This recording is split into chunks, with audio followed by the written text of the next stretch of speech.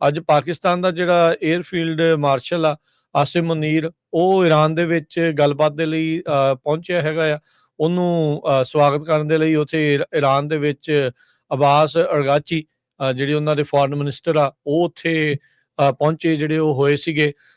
ਸੋ Trump ਹੋਣਾ ਨੇ ਕਿਤੇ ਨਾ ਕਿਤੇ ਆਫ ਰੈਂਪ ਵੀ ਇਹਨਾਂ ਨੂੰ ਹੁਣ ਨਾਲ ਦੇ ਨਾਲ ਦਿੱਤਾ ਹੈਗਾ ਆ ਵੀ ਹਾਂ ਭਾਈ, ਈਰਾਨ ਨੂੰ ਵੀ ਚਲੋ ਹੁਣ ਕਿਸੇ ਨਾ ਕਿਸੇ ਪਾਸੇ ਨੂੰ ਅੱਗੇ ਜਿਹੜੀ ਉਹ ਗੱਲ ਵਧਾ ਲੈਂਦੇ ਹੈਗੇ ਆ। ਪਰ ਇਹ ਮਸਲਾ ਇਹ ਹੈਗਾ ਹਰਜੋਤ ਸਿੰਘ ਜੀ ਵੀ ਅਜੇ ਤੱਕ ਵੀ ਪੂਰੀ ਕਲੈਰਿਟੀ ਇਸ ਬਾਬਤ ਨਹੀਂ ਲੱਗ ਰਹੀ ਹੈਗੀ ਵੀ ਬਣਨ ਜਿਹੜਾ ਇੱਥੇ ਕੀ ਜਾ ਰਿਹਾ ਹੈਗਾ ਆ। ਸੋ ਈਰਾਨ ਦੇ ਨਾਲ ਜਿਹੜੇ ਹੋਏ ਜਿਹੜੇ ਸ਼ਿਪਸ ਨੇ, ਜਾਂ ਤਾਂ ਉਹ ਸਲੋ ਨੇ ਤੇ ਜਾਂ ਉਹ ਜਿਹੜੇ ਉਹ ਰੁਕੇ ਹੋਏ ਨੇ। ਯੂਐਸ ਦੇ ਜਿਹੜੇ ਬਲੌਕੇਡ ਦੇ ਨਾਲ ਯੂਐਸ ਦੀਆਂ ਕਹਿੰਦੇ 1 ਦਰਜਨ ਤੋਂ ਵੱਧ ਨੇਵੀ ਵਾਰਸ਼ਿਪਸ ਜਿਹੜੀਆਂ ਆ ਉਹ ਇਸ ਟਾਈਮ ਬਲੌਕੇਡ ਲਾ ਰਹੀਆਂ ਹੈਗੀਆਂ ਆ। ਚਾਈਨਾ ਨੇ ਵੀ ਇਹ ਬਲੌਕੇਡ ਤੋਂ ਬਾਅਦ ਦੇ ਵਿੱਚ ਧਮਕੀ ਜਿਹੜੀ ਉਹ ਦੇ ਦਿੱਤੀ ਸੀ। ਟ੍ਰੈਜਰੀ ਸਕੱਤਰ ਨੇ ਤਾਂ ਇਹ ਬਿਆਨ ਦਿੱਤਾ ਵੀ ਹੁਣ ਇਰਾਨੀ ਤੇਲ ਚਾਈਨਾ ਨੂੰ ਨਹੀਂ ਮਿਲੂਗਾ, ਤੇ ਦੂਜੇ ਪਾਸੇ ਅਮਰੀਕਾ ਦੇ ਰਾਸ਼ਟਰਪਤੀ ਕਹਿੰਦੇ ਚਾਈਨਾ ਨੂੰ ਕਹਿ ਕੇ ਸੰਬੋਧਿਤ ਹੋ ਕੇ ਕਹਿ ਰਹੇ ਆ ਵੀ ਅਸੀਂ ਤੁਹਾਡੇ ਲਈ ਸਟ੍ਰੇਟ ਆਫ ਹਾਰਮੁਜ਼ ਨੂੰ ਜਿਹੜਾ ਉਹ ਖੋਲ ਦਿੱਤਾ ਆ। ਸੋ ਹੋ ਕੀ ਰਿਹਾ ਆ, ਕਨਫਿਊਜ਼ਨ ਜਿਹੜੀ ਇਸ ਟਾਈਮ ਖਾਸੀ ਕਹਿ ਸਕਦੇ ਆ ਹਰਜੋਤ ਸਿੰਘ ਜੀ ਬਣੀ ਹੋਈ ਆ, ਤੇ ਆਉਣ ਵਾਲਾ ਸਮਾਂ ਉੱਦਾਂ ਇਹਦਾ ਨਿਤਾਰਾ ਕਰੂਗਾ। ਪਰ ਸੋ ਬਾਰ-ਬਾਰ ਆਪਾਂ ਨੂੰ ਇਹ ਜਿਹੜੀ ਕਨਫਲਿਕਟਿੰਗ ਸਿਗਨਲਸ ਜਿਹੜੇ ਆ ਉਹ ਨਾਲ ਦੇ ਨਾਲ ਮਿਲ ਰਹੇ। ਜਿੱਦਾਂ ਆਪਾਂ ਦੱਸਿਆ, ਪਾਕਿਸਤਾਨ ਦਾ ਜਿਹੜਾ ਆਰਮੀ ਚੀਫ ਆ ਉਹ ਤਹਿਰਾਨ ਦੇ ਵਿੱਚ ਕਹਿੰਦੇ ਵੀ ਪਹੁੰਚਿਆ ਜੀ ਯੂਐਸ ਦੇ ਨਾਲ ਗੱਲਬਾਤ ਨੂੰ ਮੁੜ ਦੁਬਾਰਾ ਜਿਹੜੇ ਉਹ ਚਾਲੂ ਕਰਾਉਣ ਦੇ ਲਈ। ਕੱਲ ਰਾਸ਼ਟਰਪਤੀ ਟਰੰਪ ਨੇ ਕਿਹਾ ਸੀਗਾ ਵੀ ਅਗਲੇ 2 ਦਿਨਾਂ ਦੇ ਵਿੱਚ ਜਿਹੜੀ ਦੂਜੇ ਗੇੜ ਦੀ ਗੱਲਬਾਤ ਆ ਉਹ ਈਰਾਨ ਦੇ ਨਾਲ ਹੋ ਸਕਦੀ ਆ।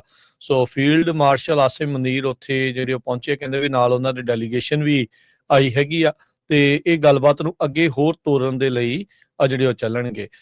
ਈਰਾਨ ਦੀ ਆਰਮੀ ਨੇ ਫਿਰ ਚੇਤਾਵਨੀ ਦਿੱਤੀ ਆ ਵੀ ਤੁਸੀਂ ਇਹ ਨਾ ਸੋਚੋ ਵੀ ਜੇ ਤੁਸੀਂ ਇੱਥੇ ਬਲੌਕੇਡ ਲਾਇਆ ਤੇ ਅਸੀਂ ਹੋਰ ਕਿਤੇ ਨਹੀਂ ਰੋਕ ਸਕਦੇ।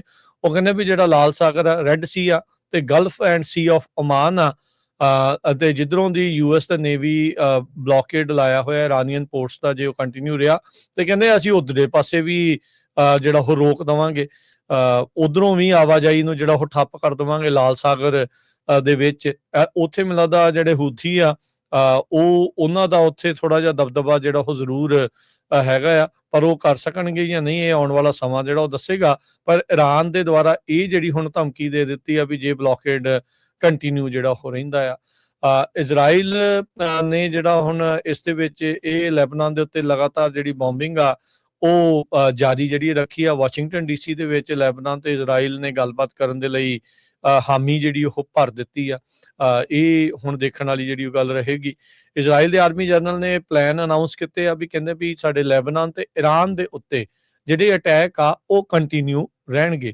ਕੀ ਇੱਥੋਂ ਇਹ ਲੱਗਦਾ ਹੈ ਵੀ 21 ਤਰੀਕ ਨੂੰ ਜਦ ਸੀਜ਼ ਫਾਇਰ ਖਤਮ ਹੋਣੀ ਆ ਤੇ ਇਹਨਾਂ ਨੇ ਈਰਾਨ ਦੇ ਉੱਤੇ ਮੁੜ ਹਮਲੇ ਜਿਹੜੇ ਉਹ ਸ਼ੁਰੂ ਜਿਹੜੇ ਉਹ ਕਰ ਦੇਣਗੇ।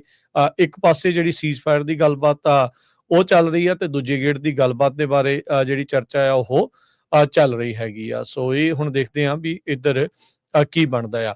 ਪਾਕਿਸਤਾਨ ਤੇ ਇਰਾਨੀਅਨ ਜਿਹੜੀ ਡੈਲੀਗੇਸ਼ਨ ਮਿਲੀ ਆ ਉਹਦੇ ਵਿੱਚ ਪਾਕਿਸਤਾਨ ਦੇ ਮਿਲਟਰੀ ਮੀਡੀਆ ਵਿੰਗ ਦੇ ਇੰਟੀਰੀਅਰ ਮਿਨਿਸਟਰ ਜਿਹੜੇ ਪਾਕਿਸਤਾਨ ਮਿਲਟਰੀ, ਉਹਨਾਂ ਨੇ ਦੱਸਿਆ ਵੀ ਇੰਟੀਰੀਅਰ ਮਿਨਿਸਟਰ ਜਿਹੜਾ ਮੋਹਸਿਨ ਨਕਵੀ ਆ ਉਹ ਵੀ ਈਰਾਨ ਦੀ ਰਾਜਧਾਨੀ ਤਹਿਰਾਨ ਦੇ ਵਿੱਚ ਇਹਨਾਂ ਗੱਲਬਾਤ ਦੇ ਲਈ ਨਾਲ ਆਸਿਮ ਮੁਨੀਰ ਦੇ ਪਹੁੰਚੇ ਜਿਹੜੇ ਹੋਏ ਹੈਗੇ ਆ। ਸੋ ਡਿਪਲੋਮੇਸੀ ਕਹਿੰਦੇ ਵੀ ਇੱਕ ਹਿਸਾਬ ਦੇ ਨਾਲ ਉਦੋਂ ਹੋ ਰਹੀ ਆ ਜਦ ਪ੍ਰੈਜ਼ੀਡੈਂਟ ਟਰੰਪ ਨੇ ਇਹ ਕਿਹਾ ਸੀਗਾ ਵੀ ਅਗਲੇ 2 ਅਮੇਜ਼ਿੰਗ ਡੇਜ਼ ਦੇ ਵਿੱਚ ਤੁਸੀਂ ਦੇਖੋਗੇ ਵੀ ਜਿਹੜੀ ਈਰਾਨ ਦੀ ਲੜਾਈ ਆ, ਵਾਰ ਆ, ਉਹ ਖਤਮ ਹੋ ਜਾਊਗੀ, ਕਲੋਜ਼ ਟੂ ਓਵਰ ਜਿਹੜੀ ਹੋਣ ਜਾ ਰਹੀ ਹੈਗੀ ਆ। ਸੋ 3 ਹੀ ਜਿਹੜੇ ਹਰਜੋਤ ਸਿੰਘ ਜੀ ਮੇਨ ਮੁੱਦੇ ਇਸ ਟਾਈਮ ਚੱਲ ਰਹੇ ਹੈਗੇ ਆ। ਈਰਾਨ ਦਾ nuclear program, strait of Hormuz ਨੂੰ ਦੁਬਾਰਾ ਜਿਹੜਾ ਖੋਲ੍ਹਣਾ, ਤੇ ਈਰਾਨ ਵਾਲੇ ਕਹਿੰਦੇ ਵੀ ਜਿਹੜਾ ਡੈਮੇਜ ਹੋਇਆ ਵਾਰ ਟਾਈਮ ਦੇ ਵਿੱਚ ਉਹਦੀ ਕੰਪਨਸੇਸ਼ਨ ਨੂੰ ਜਿਹੜਾ ਉਹ ਲੈ ਕੇ। ਹੋ ਸਕਦਾ ਵੀ ਹਰਜੋਤ ਸਿੰਘ ਜੀ ਕਿਉਂਕਿ ਗਲਫ ਦੇ ਮੁਲਕਾਂ ਨੂੰ ਵੀ ਬਹੁਤ ਜ਼ਿਆਦਾ ਪ੍ਰਭਾਵਿਤ ਇਸ ਦੇ ਵਿੱਚ ਹੋਏ ਆ ਵੀ 28 ਬਿਲੀਅਨ ਡਾਲਰ ਤਾਂ ਅਮਰੀਕਾ ਦਾ ਲੱਗ ਚੁੱਕਾ। ਓਬਵੀਅਸਲੀ ਬਾਕੀ ਮੁਲਕਾਂ ਦੇ ਵੀ ਮਨੀ ਜਿਹੜੀ ਇਸ ਦੇ ਵਿੱਚ ਲੱਗੀ ਹੋਊਗੀ। ਇਹ ਆંકੜਾ ਵਧਿਆ ਹੀ ਹੋਣਾ ਉਸ ਤੋਂ ਬਾਅਦ ਦੇ ਵਿੱਚ, ਕਿਉਂਕਿ ਕੁਝ ਦਿਨ ਪਹਿਲਾਂ ਇਹ ਰਿਪੋਰਟ ਹੋਇਆ ਸੀਗਾ। ਸੋ ਇਹ 30 ਤੋਂ ਪਾਰ ਵੀ ਜਿਹੜਾ ਉਹ ਚਲਾ ਗਿਆ ਹੋ ਸਕਦਾ ਆ। ਤੇ ਇਹਦੇ ਵਿੱਚ ਜਿਹੜੇ ਕਹਿੰਦੇ ਵੀ ਹੋ ਸਕਦਾ ਹੈ ਵੀ ਜਿਹੜੇ ਸਾਊਦੀ ਹੋ ਗਏ, ਦੁਬਈ ਹੋ ਗਿਆ, ਐਮੀਰੇਟਸ ਹੋ ਗਏ, UAE ਵਾਲੇ, ਓਮਾਨ ਵਾਲੇ, ਕਤਰ ਵਾਲੇ, ਇਹ ਸਾਰੇ ਜਾਣੇ ਰਾਸ਼ੀ ਭਰਨ ਨੂੰ ਮੇ ਵੀ ਰਾਜੀ ਹੋ ਜਾਣ ਹਰਜੋਤ ਸਿੰਘ ਜੀ ਵੀ, ਤਾਂ ਜੋ ਉੱਥੇ ਸਾਰਾ ਕੁਝ ਸੁੱਖ ਸਾਂਦ ਜਿਹੜਾ ਉਹ ਦੁਬਾਰਾ ਆ ਸਕੇ। ਉਹਨਾਂ ਦਾ ਜਿਹੜਾ ਸੈਲਾਨੀਆਂ ਦਾ ਕੰਮ ਆ, ਟੂਰਿਜ਼ਮ ਦਾ ਕੰਮ ਆ, ਉਹ ਦੁਬਾਰਾ ਜਿਹੜਾ ਉਹ ਸ਼ੁਰੂ ਹੋ ਸਕੇ। ਸੋ ਇਹ ਜਿਹੜਾ ਹੋ ਸਕਦਾ, ਸੋ ਈਰਾਨ ਨੂੰ ਹੋ ਸਕਦਾ ਵੀ ਉਸ ਦੇ ਜ਼ਰੀਏ ਰਾਸ਼ੀ ਜਿਹੜੀ ਉਹ ਦਵਾਈ ਜਾ ਸਕਦੀ ਆ, ਪਰ ਈਰਾਨ ਨੂੰ ਉਹ ਮਨੀ ਵੀ ਨਹੀਂ ਦੇਣਾ ਚਾਹੁੰਦੇ। ਆਪਾਂ ਨੂੰ ਪਤਾ ਵੀ ਪਿਛਲੇ 1 ਮਹੀਨੇ 'ਚ $5 ਬਿਲੀਅਨ ਉਹਨਾਂ ਨੇ ਤੇਲ ਜਿਹੜਾ ਉਹ ਵੇਚ ਕੇ ਜਿਹੜਾ ਉਹ ਕਮਾ ਲਿਆ ਆ।